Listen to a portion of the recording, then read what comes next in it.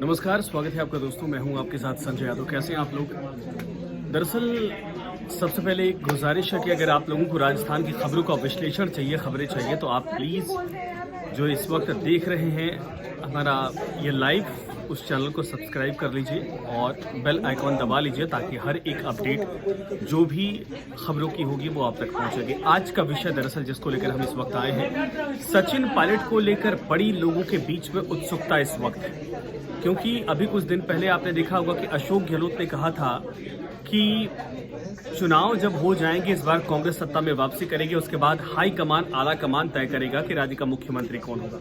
यानी ये साफ हो चुका है कि अशोक गहलोत इस बार भी मुख्यमंत्री कुर्सी छोड़ने को तैयार नहीं है। अगर कांग्रेस सत्ता में आती है तो उनके मन में एक बार फिर से ये लालसा है कि दोबारा वो सीएम के तौर पर राज्य की सेवा कर सके और आला कमान के मौका दे। लेकिन बड़ा गंभीर सवाल है कि सचिन पायलट से जब ये पूछा गया तो उन्होंने क्या कुछ कहा। दरअसल सचिन पायलट बेहद संयमित नेता के तौर पर जाने जाते हैं। राहुल गांधी भी उनके पेशेंस संयम की तारीफ कर चुके हैं, आप सभी को पता है।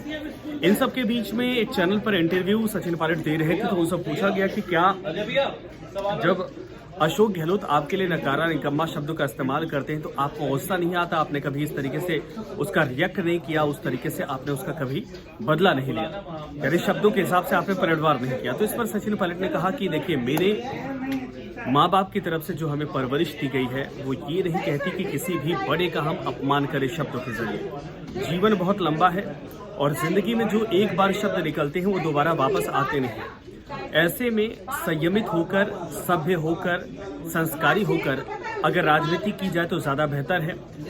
अशोक गहलोत उनके लिए जिन शब्दों का इस्तेमाल करते हैं उसको सुनकर दुख होता है, लेकिन इसका मतलब ये नहीं है कि उसी तरीके से उसका जवाब दिया जाए। इसके बाद उन्होंने कहा कि हमारे और अशोक गहलोत के बीच में कोई मतभेद नहीं है। मुख्यमंत्री बनाए जाने के सवाल पर उन्होंने कहा कि मुख्यमंत्री बनाना अशोक गहलोत को दरअसल आला कमान का ही ये फैसला था और उसके बाद बीच में जो परिस्थितियां बनी वो अपने हिसाब से अपने नेताओं कार्यकर्ताओं के लड़ाई को लेकर जो संघर्ष था उसका हक मांग रहे थे।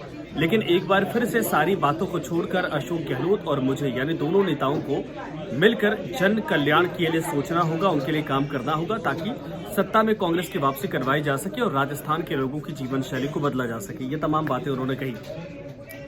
व्यक्तिगत जीवन के सवाल पर भी उनसे पूछा गया तो उन्होंने कहा कि देखिए, मुझे खाना बनाना बड़ा पसंद है, कुकिंग पसंद है। इसके अलावा उन्होंने कहा कि जब भी मैं परेशान होता हूँ, ज़्यादा परेशान होता हूँ, तो मैं राजमा चावल खाता हूँ जो मेरा फेवरेट है, क्योंकि दिल्ली में मेरी पढ़ाई लिखाई हुई है और ऐसे हालात में मुझे बचपन से वो ज़्यादा पसंद है। दिल्ली का कल्चर मोस्टली आपने देखा होगा कि पंजाबी कल्चर टच होता है।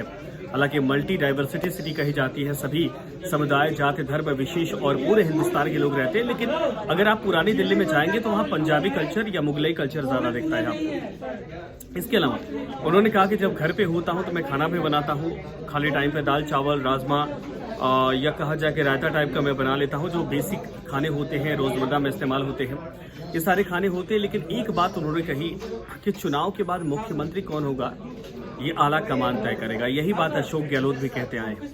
अब सवाल ये कि अशोक गहलोत के बयानों को लेकर ये समझ में नहीं आता कि अशोक गहलोत वाकई में इस बार के टेन्योर के बाद वो रिटायरमेंट की तरफ बढ़ेंगे। उनकी बात से लगता नहीं। सचिन पायलट बार बार ये कहते हैं कि हमें वापसी करनी है, हमें एक बार फिर से मिलकर लड़ना है, इस उम्मीद के साथ कि शायद इस बार सत्ता में वापसी के बाद उनका टेन्योर आ जाए, उनका मौका मिल जाए और आला कमान ये मौका दे। राहुल गांधी पूरी कोशिश करते हैं कि अशोक गहलोत की बजाय अब सचिन पायलट को जिम्मेदारियां बढ़ाई जाएं। ऐसे में उम्मीद यही है कि जैसे जैसे राहुल युग गहराएगा, राहुल युग लगातार कांग्रेस के भीतर अब बढ़ता जा रहा। राहुल गांधी काफी पहले से एक्टिव हो चुके हैं। उनके बयानों को लेकर कांग्रेस भयंकर तरीके से भारतीय जनता पार्टी अटैक करती है। आज भी आपने देखा कि सदन के भीतर बाकायदा माफी मांगने को लेकर दिन भर हंगामा होता रहा। इन हालातों के भीतर क्या जैसे जैसे राहुल गांधी पार्टी में मजबूत होंगे, देश के भीतर मजबूत होंगे, सचिन पायलट के लिए जो सपने थे पूरा होने की कगार पर सचिन पायलट पहुंचेंगे। क्या कांग्रेस इस बार जब चुनाव लड़ेगी तो टिकट बंटवारे में किसकी भूमिका बड़ी होती है ये तय कर देगा कि आने वाले वक्त में मुख्यमंत्री कौन होगा। यही तमाम सवाल हैं जिनको अगले 4 से 5 महीने में राजस्थान की जनता समझेगी और जिसको लेकर समझ जाएगी कि वाकई में हिंदुस्तान में राहुल गांधी का कद बढ़ता है तो क्या राजस्थान में सचिन पायलट का कद बढ़ेगा, या फिर एक बार फिर से अशोक गहलोत अपने जादूगरी दिखाएंगे। एक सवाल और आया था जादूगर के सवाल पर, जो अशोक गहलोत बार बार कहते हैं। तो सचिन पायलट का ये कहना था कि असल जादूगर ऊपर वाला होता है, नीचे तो सारे मोहरे होते हैं, हाथ की सफाई होती है, कलाकारी होती है, और जो ऊपर वाला चाहेगा वही सब कुछ होगा। ऐसे में क्या 2023 के दिसंबर में जब ताजपोशी होगी, अगर कांग्रेस सत्ता में आती है, तो ये ताजपोशी अशोक गहलोत के सिर ना होकर इस बार सचिन पायलट के सिर पर होगी। आपको लगता है हाँ तो लिखिए हाँ, ना तो नहीं। धन्यवाद, आप सभी का ख्याल रखिए अपना।